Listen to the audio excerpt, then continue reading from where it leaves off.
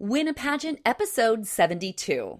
I created this step-by-step process after training thousands of women across the U.S. to win. Now you can have access to these winning strategies when you join me every Wednesday. Let's win a pageant. Hey girl, welcome to the Win a Pageant podcast. I'm your coach, Alicia Darby. Last Thursday was the Mrs. America pageant in Las Vegas. Congratulations to Natalie, Miss Washington, who took home the title.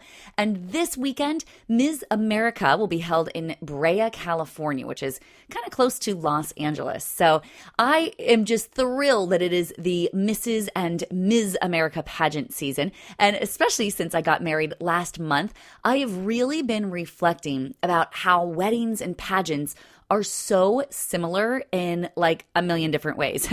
What truly goes into the big day of a wedding, from the planning and the emotional roller coaster, it's an incredible training ground for the big day of a pageant. And I also discovered that my 10 years of pageant competition experience so much prepared me for my wedding. So in this episode, I'm going to really break down the top 10 skills that you learn at your wedding to prepare you for your pageant, or vice versa. So whether you're planning your wedding or planning a competition, this episode is going to really just help you identify some elements of importance and give you some permission to let go of the stuff that does not truly matter. First of all, for a wedding or a pageant, you need stamina to stay excited and high energy for a full week. The activities of a wedding week are intense. Family and friends are in town. You have to finalize a whole bunch of details. You've really got to get your nails, your tan, your wax, your makeup, your hair done multiple times throughout the week, usually. There are plenty of rehearsals, get-togethers, parties. Things like sleep, healthy foods, lots of water, and a massage will help dramatically. Secondly, wardrobe organization has to be on point. With the various wedding festivities leading up to the big day, like the bachelorette party, the shower, the rehearsal, you'll have to be well organized with clothes and with your accessories that are season appropriate, comfortable, and photograph well. Plus, organizing it all to be sure that you have everything right where you need it is absolutely key during all the chaos. And pageant week, of course, is no different. Your wardrobe has to be season appropriate, comfortable, and photograph well. And you've got to pack with a purpose, because last minute decisions are not an option. Thirdly, so many things go differently than planned, I might say. The good news is that you usually either don't even notice, you don't remember, or you just don't care. At our wedding, my groom, Randy, forgot to bring his pants to the wedding venue. Now, fortunately, we were way ahead of schedule, so it didn't even matter. He sent a friend home for them. Everything was fine. I barely even noticed because he had it all handled with the wedding planner. Now, the other funny thing that happened is that I actually brought the wrong document for our marriage license. So it didn't even matter, though. No one cared. We signed it later. Everything was fine. Another funny thing that happened was our bar ran out of alcohol. So our wedding planner made a quick shopping trip, and our guests didn't even notice. In pageantry, the same types of things happen. I've seen broken earrings, fake nails falling off, snagged dresses, broken steamers at the last minute, talent music gone haywire, but no matter what, the show must go on. And trust me, no one will notice or remember or even care. So just take a few deep breaths and let it go. Number 4, you'll have a well-organized list of everything that you need to get done before the big day, and you will only get about half of it done. So even though you don't have time to stretch, do a nasal rinse, take your daily vitamins, or meditate, the day will continue and you will still perform fabulously. Number 5, you may go over budget.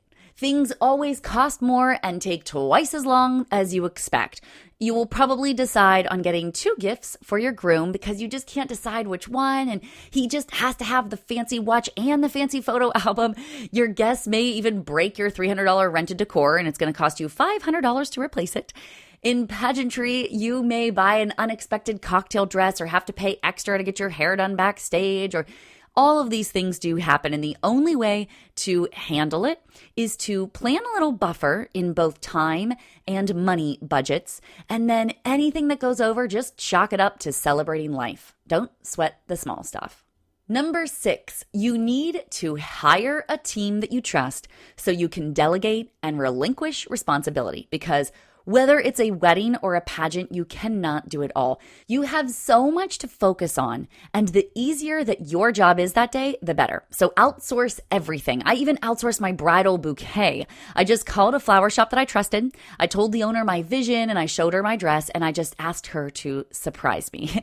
It turned out absolutely beautifully, and I didn't even have to bother spending hours and hours pinning all these beautiful bridal bouquets on a photo pin board to share and all this stuff, okay? So make it easy on yourself. Have your sister drive you, buy the photos and the DVDs from the professionals, hire the professional makeup artist, pay them whatever they ask because they will be saving you tons of time and money. Then give everybody a very strict timeline and trust them all to do their job so that you can do yours. Number 7, you will have to smile all day, whether you feel like it or not. Being a bride is like being a pageant winner. You've got to manage the limelight gracefully. Everybody's going to want photos with you, and everyone wants to spend time with you on your big day. Everyone is on your side, so let them share their love and just soak it up. Be humbly grateful that they're there to celebrate you, and show your gratitude every way you can to as many people as you can with a big smile. Also, just know that social media will have your face all over it, so smile up, sister. On your big day, even if you are exhausted, which you likely will be, it is so important to smile through it all. Number 8. You will quickly learn where you have to toe the line and where you can kind of create your own roles as long as it's within the context of appropriate. So before your big day, you've got to first know what your goals are and who or what is most important to you. At my wedding, I wanted it to be all about my husband and I, and we wanted to connect with the people that we love the most. So we chose to skip the fancy sit-down dinner and instead opted for more dancing time. We offered lounge seating instead of round tables to facilitate conversation. And we invited only an intimate group of people that we knew would be a part of our lives for the long term. We skipped inviting work colleagues and clients and second cousins and all of that because we really wanted to keep it intimate. We didn't do a bouquet toss or a garter grab or a cake cutting or all of those other games. We opted to just show a video of our love story that included our friends and family as reception entertainment. One of our greatest decisions that we made was to skip the whole bridal party thing. And you know what was so beautiful about not just selecting an equal number of men on his side and women on my side and, going through all of that? Instead, what was so beautiful was the people that were in our lives as truly our greatest, dearest friends stepped up to the plate in a variety of different ways, and they contributed their greatest skills so generously without even being asked. 2 of my girlfriends hosted a bridal shower. Another planned a bachelorette party for me. Others flew across the country for just a few days to be there when we said, I do. All without even being asked to be in a bridal party. That is true, lasting friendship. So thank you, ladies. And one of the biggest things that shocked some and awed others was that I really ignored all of the conventional wedding wisdom about a perfect white puffy dress with all of this tooling and a big veil and all of that. And instead, I wore what I wanted to wear, which was a jersey knit Giovanni lace gown. It was extremely fitted, which is totally my style. And the jersey knit allowed it to stretch so I could dance. And Randy's swinging me around the whole night, so thank goodness we went for that option. And I bought it at Preview, which is known in the pageant industry, just 30 days before my wedding, and it ended up being the absolute perfect dress for me. In pageantry, just like in your wedding, you are going to make choices that will irritate some and thrill others. So just be unapologetically you, and those that truly care for you will be delighted to delight in you. Number 9, one day goes by so fast that you've really got to teach yourself to sit still and soak up the memories. For me, during my wedding, I was darting back and forth from appointment to appointment, from makeup and early morning hours, all the way till sunset photos. So It was not only that I was darting all around the place, but I was so freaking tired that it was like the night of the living dead. So I felt blacked out for so much of it too. So I was so grateful for my dear friends like Claudia, Rachel, Christy, Michelle. These girls individually pulled me aside from all of the chaos to just truly connect and to soak up that moment with me of just actually sharing this time together. And I was so grateful to Diamond and Carlos. They were our hosts of the evening. They captured our entire wedding live on Facebook. So later we were able to watch all of those videos and relive the moment in just a day or so later. So we didn't have to wait for our wedding DVD to come back. And then also my husband, Randy. Oh my gosh, this is one of the reasons I love him. We were able to swing around on the dance floor, like even amidst all the chaos, he's scooping me up, swinging me around, just creating these intimate moments for the two of us to remember. It goes by so fast that you've really got to stop yourself and just take a deep breath and fill up on all the glory of every moment, whether it's an I do or a crowning moment. That is an important skill to have. And finally, number 10, as much as you want to be the queen and just have everyone pamper you and carry you from place to place and let you take a nap and pay for everything, you are still the team leader and they are looking to you for direction. So as the bride or as the pageant queen, you are in charge of managing, communicating with, and leading your team. They will text you several times when you are at your busiest moments, and you can't freak out about it.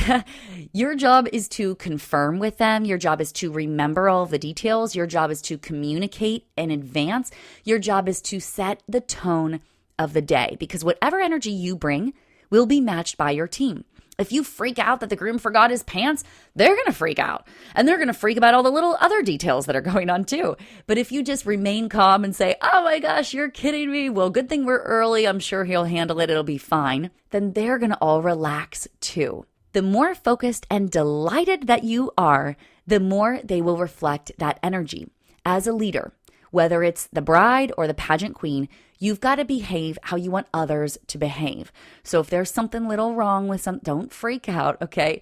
The more you are able to remain focused and controlled enough to manage your team and lead your team, you will experience one of the most amazing days of your life. And that, my dear, is how you win a pageant. Thank you so much for joining me on this reflection of my wedding experience. It's so interesting to me to now completely understand why my Mrs. clients are never like totally bent out of shape about the small things. They never are the ones that curl up into a tiny little ball if they don't win, because they have learned during their wedding day that days like this are beautiful and wonderful no matter what happens, because at the end of it all, win or lose, you are still deeply and unconditionally loved. For more resources to help you win, visit me online at winapageant.com, and I will see you on the next Win a Pageant Wednesday.